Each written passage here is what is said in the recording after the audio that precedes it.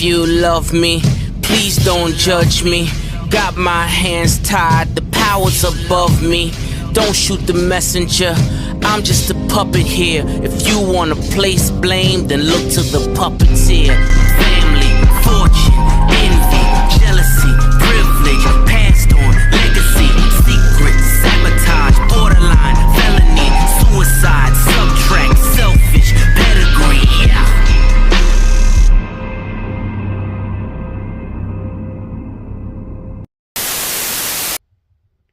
So, yeah, Atlanta happened this Sunday, and wow. It's sad what they've done to this track. It is fucking sad what they've done to Atlanta. Like, Atlanta has come from being a fan favorite track in a couple years to probably being one of the worst fucking tracks on the schedule next to Texas Motor Speedway. Like, when you're rivaling Texas Motor Speedway for shitty track design and the track that everyone points and mocks and laughs at the most, then you royally fucked up somewhere. Like, honestly, it's sad that this track has become so fucking butchered. It went from being a great fucking track to now being a completely doctored fucking mess.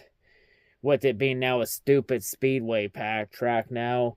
And then you also have the stupid pit road commitment line change up in turn 3.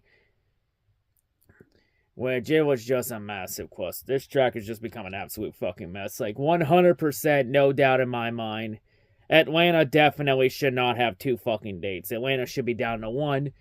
But NASCAR's going to keep Atlanta at 2 dates because it's a super speedway race.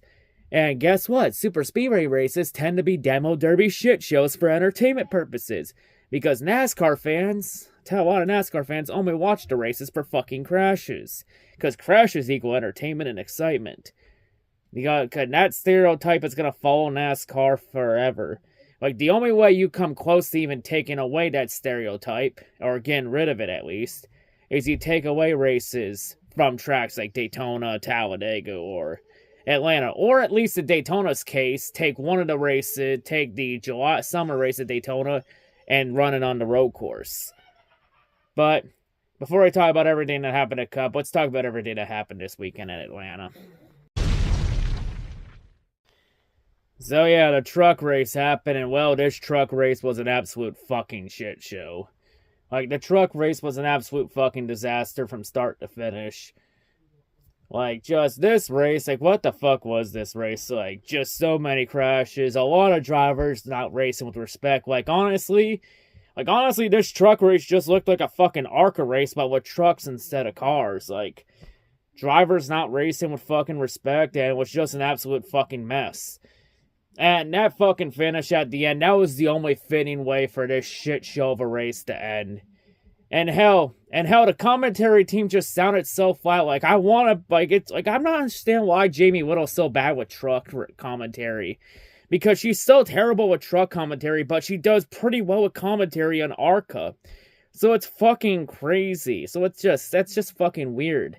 How Jamie Whittle's good in one series, but the other series, she just sounds so fucking flat. Like, hell, that commentary team had no idea the caution came out until, like, a few seconds after they crossed the line. And, yeah, honestly, I'll be honest about that last lap caution for the truck race. That caution was unnecessary. There was no need for that caution. And NASCAR also robbed the fans of a great finish. Now, even though that finish wouldn't have been enough to salvage this shit show of a race. Because we were going to have a photo finish between Christian Eckes and Nick Sanchez until NASCAR threw the caution because, fuck it, why not? Because someone got a little too caution trigger happy. So yeah, potentially having a great finish at Atlanta was robbed. Only fitting way to that shit show of a truck race ended. But hey, at least Christian Eckes won, so at least there's some positivity there. And he gets Bill McAnally Racing their first ever win in the truck series. So, congrats to Christian Eckes there. It's obvious that they made the right call putting Eckes in the 19 truck over Derek Kraus, because Kraus is an ass. But yeah, congrats to Christian. So Christian now, he's potentially in the driver's seat later this year to potentially lock himself in the truck chase this year and compete for a truck series championship. So, good for him. Like 100%. I think Thor Sport 100% is gonna regret letting Christian Eckes walk for Hailie Deegan. Especially with how disappointing Hailie Deegan has been her first 3 races. But you know, even though she's been so disappointed, her fucking massive army of simps are gonna come out and defend her and say it's bad luck and all this shit. Like, honestly, I feel like she should have just went to Xfinity full time this year. Like, honestly, I think she'd be a lot better in Xfinity than in trucks.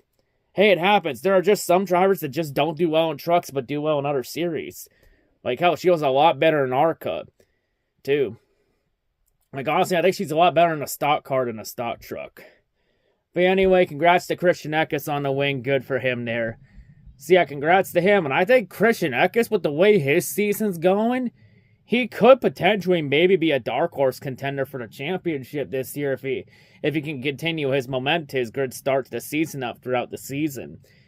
Now, whether he can compete with Shane Smith or not for the Trucks Championship this year, that's yet to be seen. But yeah, congrats to Christian Eckes on the win.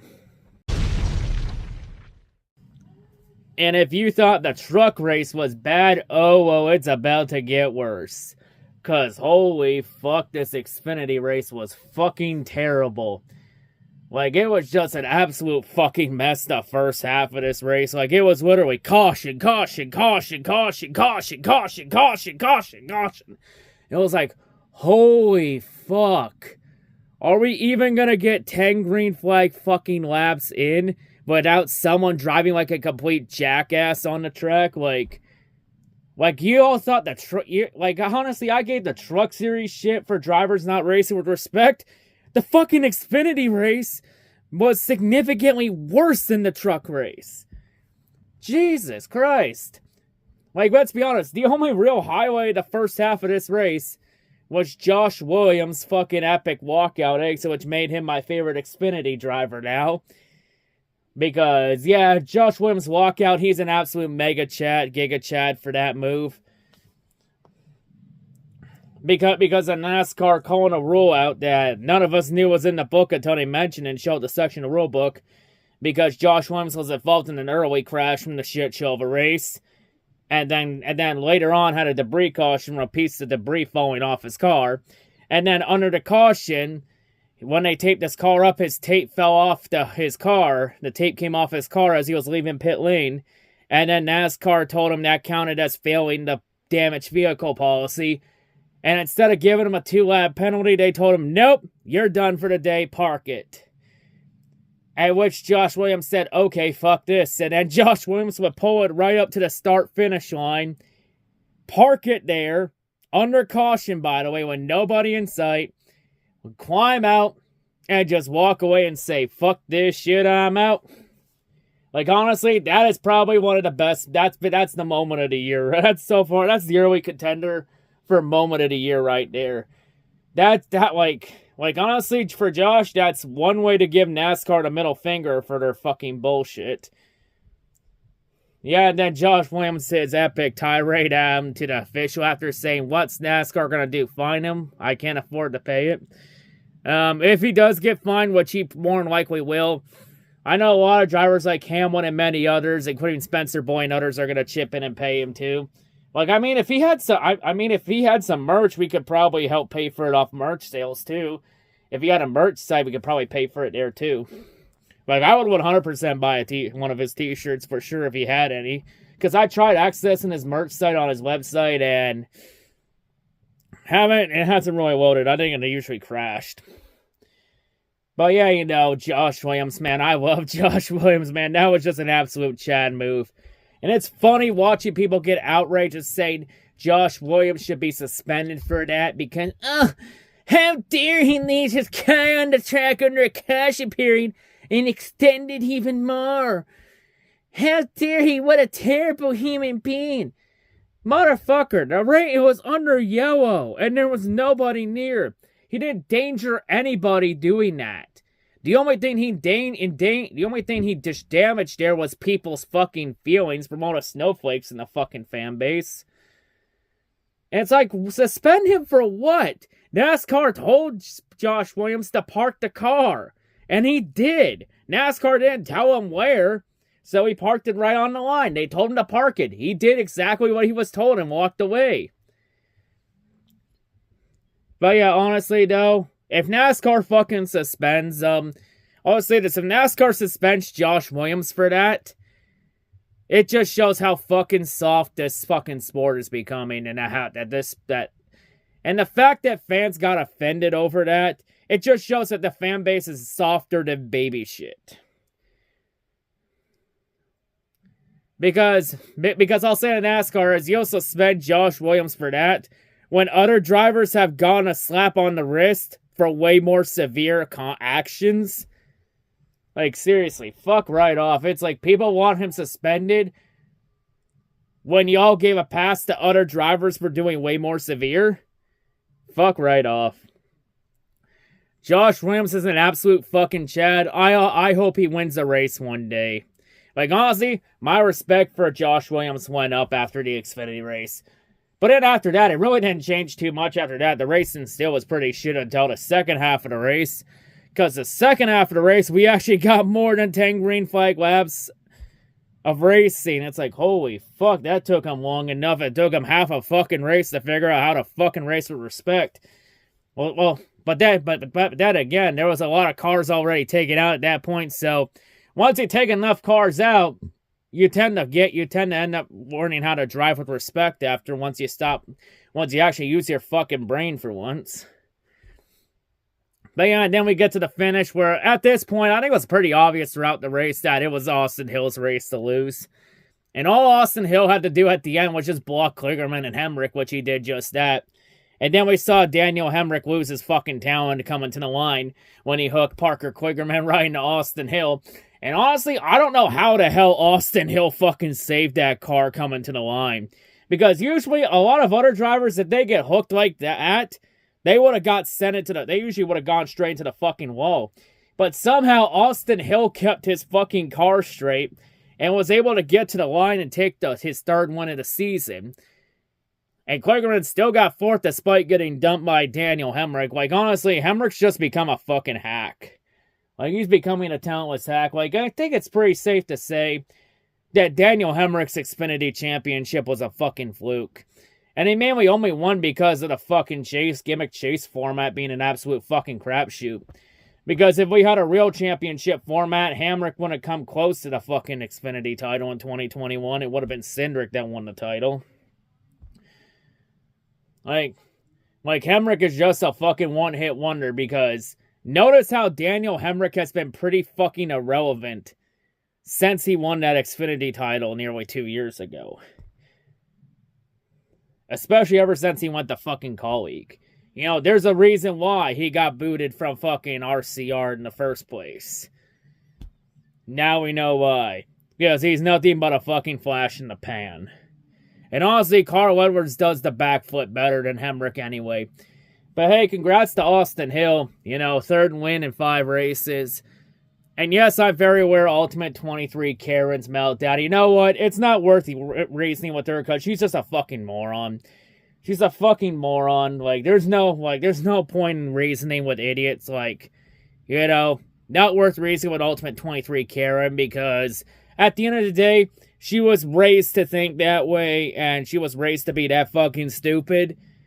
And you know, there's not much you can do to change stupid at the end of the day. You know, but the problem is, though, she's probably going to teach her children, if she ever has any, to think that fucking stupidly, and then so on and so forth, and then we get more fucking dumbasses overpopulating this cursed earth. But yeah, just, you know, congrats to Austin Hill. Honestly, at this point, I honestly hope Austin Hill wins the fucking championship, just so I could see the Ultimate 23 Karen meltdown from the aftermath of it. But yeah, safe to say at this point, Austin Hill's the championship favorite this year. Because Austin Hill, he definitely got some wheel and he got some dog in him for sure. But yeah, congrats to Hill on the win. Well deserved by him. Good job. Like the champion, like for the Truck Xfinity Championship, I think it's between Austin Hill and John Hunter Nemechek at this point. Because Cole Custer, man, so far through this 5 races, I honestly was expecting a lot more out of Cole Custer, and he's been a massive disappointment. But yeah, though, this Xfinity race was still a fucking shit show. Like, both trucks in Xfinity were shit shows. Like, honestly, this race showed that turning Atlanta into a super speedway was a terrible fucking idea. And that giving Atlanta 2 dates was a fucking mistake. Like hell, Justin Allgaier, during his interview after he crashed out, he said it best when he said that this track, like, this type of racing ruined what Atlanta used to be. Like, because, you know, we had so many great moments on the old Atlanta. I'd rather have that track back over this fucking demo derby fake garbage that we got now. It's a fucking shame. And then you had the broadcasters being so fucking tone deaf. Like, because moments after Allgaier said that this kind of racing was embarrassing, they then go on and say, oh, this is some exciting racing. It's like, talk about the definition of tone deaf. And then you have what Atlanta Motor Speedway tweeted after the race with the big word entertain. And it's like, yeah, that just shows what NASCAR's becoming. Like, NASCAR's not a fucking real motorsport. And, you know, there's, you know, like this kind of racing that we saw this weekend, it's the type of shit why that NASCAR is the fucking laughingstock of motorsports. It's why. And it's why nobody fucking takes them serious as a real motorsport. Because NASCAR's not a real motorsport. They're a fucking gong show that's trying to become the WWE equivalent of WWE on wheels. Instead of forming their own fucking identity. It's a damn shame. Just a damn shame this track. Now to the Cup race. Well, this Cup race, let's be honest, this Cup race was fucking boring. Like, the first half of this race was a fucking snoozer. Like, well, other than Bubba Wallace's single car crash on lap 10, it was just a massive snooze fest. Because all the first half was just follow the goddamn leader. Like, it was just follow the fucking Penske cars. Well, until the last lap of Stage 2 when lab traffic stacked Logano up, which opened the door for Reddick and Cindric to get by him for the stage. And Cindric to get the stage win. Stage 3, though, was when it became a little... Stage 3 was when the race was a lot better. Because you actually had 2 wide racing, even as some 3 wide in the back. So you actually had 2 lanes going, and everyone starting to go for it. I mean, we had 2 big crashes in Stage 3, but, you know, that's just nitpicking at this point. Like, honestly, even though this Cup race was fucking boring as all hell, this race was still fucking better than the both Cup, Xfinity, and Truck races combined. But then again, with how big of a shit show the Xfinity and Truck races were, that's not too high of a bar to clear, to be perfectly honest. But yeah, and also one of the second crash, which involved Larson and Almirola, after Almirola's gamble of staying out on 72 lap old tires blew up in their face spectacularly. Golly, who could have predicted that? And of course, that wreck started while the race was in the middle of a commercial break. Oh boy, a wreck starting on a super speedway while the race is in commercial. Who could have fucking predicted that? Yep, and then you have Mike Joy also during the race take a shot at fans, what that new ticker Fox was doing there, by calling the fans a bunch of keyboard warriors. Of course, Mike Joy did it last week in response to everyone complaining about the amount of commercial breaks that Fox is doing. And then he does it again a second time. Like, honestly, when you do it the second time, it's not funny. And honestly, this second time, it was really unnecessary. Considering that nobody was complaining about the fucking ticker on for Fox, so I don't understand what the fucking point of that was from Mike Joy. Like, it just looks so fucking cringy and stupid to do that. You know what's also what's funny? Mike Joy wants to call out the fan base for keyboard warriors, and yet Mike Joy's Twitter account has over 22,000 tweets. So yeah, Mike Joy wants to call it a fan base keyboard warriors, and yet Mike Joy is exactly no fucking different from the fan base. And honestly, Mike Joy should stop worrying about the fan base and worry about actually calling the race. Concerning last week at Phoenix, he had that commentary botch with that Kyle Larson stage win last week when he called Larson stage win at Phoenix his first stage win since 2001. And I heard that, I was like, what? Larson wasn't racing in 2001, you dumbass, you jackass. It was 2021, not 2001. God damn it, Mike Joy. Wake the fuck up already or retire. The choice is yours. So yeah, my advice for Mike Joy, how about instead of worrying about the fucking fan base and what the fucking fans think about this sport and worrying about them complaining, how about you actually ignore them and actually focus on doing your fucking job and commentating the fucking races. Instead of worrying what the fans think of the sport. And you know, if the sport wasn't run like a fucking poorly run car crash, then maybe we wouldn't be so fucking negative about the sport and maybe we'd start taking it more serious. And people want to say that Fox is better than NBC. At least NBC doesn't call the fan base keyboard warriors. And they actually focus on doing their fucking jobs. While Fox doesn't. And yeah, and really the end of this finish, even though this race was pretty boring, it looked like we were going to get a good payoff at the end because Keselowski trying to end his longest winless streak of his career since he first came in the Cup Series. We had him up there. You had Christopher Bell. Maybe Bell could finally get his first super speedway win and solidify his claim for the championship. Maybe even Tyler Reddick for trying to solidify 23-11 as a contender maybe in the future. Do we get any of them? Or maybe Corey LaJoy finally gets his big break and gets his first career win in Atlanta after coming close there last year. Do we get any of those moments? Nope, fuck that. We get Logano winning at fucking Atlanta. Because of fucking course, this boring race gets the worst fucking outcome possible. Really, all that just for a Logano win?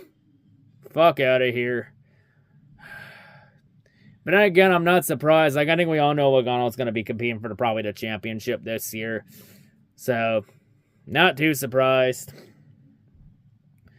But yeah, of course fucking Logano won this race, cause why not?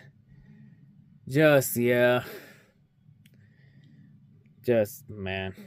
I want to be, if you're expecting me to get pissed about Logano winning, I'm not gonna do that. I just don't got the energy to get mad over it. It's just not worth it. Honestly, I would have rather Brad Keselowski or Corey LaJoy win this race over asshole McFuckface. And we'll find out Logano will probably lock himself in the chase later this summer. But yeah, now the question is this Logano's only win on an odd number year? Because keep in mind, the last 3 odd number years, Logano's only won 1 race. So will that trend continue? Or does Logano actually win more than 1 race on an odd number year? Well, tune in to find out later this season, but yeah. Yeah, I think the main reason why the first 5 races have been pretty fucking boring this year in Cup is because I think a lot of teams are now starting to figure out the next-gen car. I mean, last year was pretty exciting with the next-gen because teams were trying to figure the car out, and that's why we had so much unpredictability and chaos. This year, we're starting to see teams trying to figure it out. Honestly though, I honestly want old Atlanta back. I fucking hate this Atlanta configuration. This configuration fucking sucks. It's seriously, what do fucking people see in this new Atlanta configuration that I don't? That's good. This is fucking horrible. But hey, as frustrated as I was with this race, here's the good news though. Next week we go to a real racetrack next week in Texas named Coda. So, at least you get some real racing next week. But yeah, honestly though, of all the races at Atlanta this weekend, the Cup race was the best race of the 3. So yeah, for the first time this year, the Cup Series had the best race of the weekend. For once this year, because the Cup Series has usually been one of the worst races the first 4 weeks. Daytona, Arco was better than them. Xfinity Cup, Auto Club, Xfinity was better. Las Vegas, Xfinity was better. Phoenix, I'd say Xfinity was better. And then Atlanta Cup was honestly better to 3, but that wasn't high of a bar to clear. But yeah, very, just a very boring race. Like, honestly, can we go, like, what do we have to do to get old Atlanta back? Like, I'd honestly rather see this configuration run with the intermediate package than because honestly, I think that package would do a lot better job at Atlanta than what the fuck we got right now. There's not much excitement when it's a demo derby shit show for entertainment and it's all luck-based and skill. But yeah. But hey, at least Coda's next week, so at least we get real racing next week. And not only do we get to see the new road course package next week, we also get no stage cautions next week, so that's a plus. But yeah, just very disappointing.